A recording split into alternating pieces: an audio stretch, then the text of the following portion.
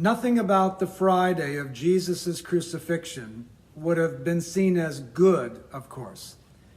By the time we join the narrative in Luke 23, verse 32, Jesus was already betrayed by Judas.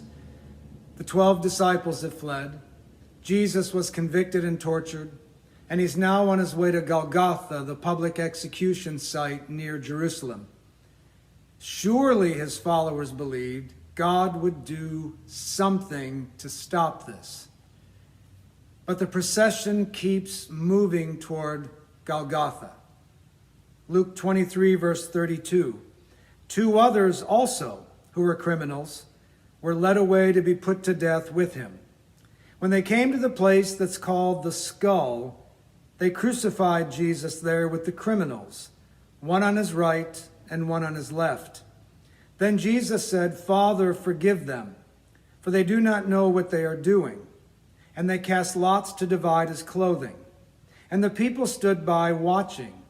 But the leaders scoffed at him, saying, "He saved others.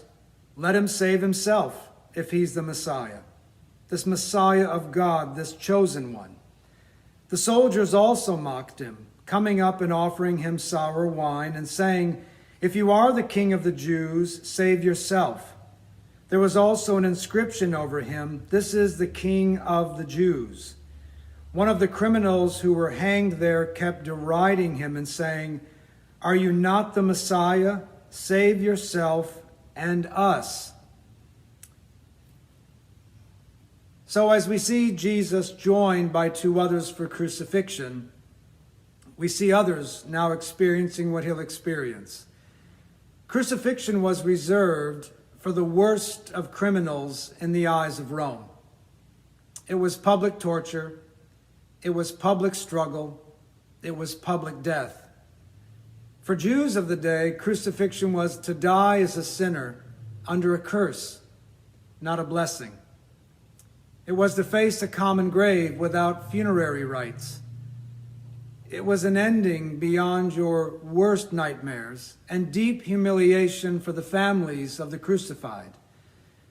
And for this rabbi from Galilee to die so close to the rising hope that he was a Messiah is crushing. But most shocking for his followers is to realize that no one is going to save Jesus. It is important to note that no one is going to save Jesus. It's more important to note that Jesus, the one who could save himself, won't. He won't save himself. The mocking of the crowd is along these lines. He saved others. Let him save himself if he is the Messiah of God, the chosen one. It's mocking him as if he actually saved anybody when he's dying on a cross like he is. Or the soldiers. If you're King of the Jews, save yourself. It's a very practical piece in their own mind.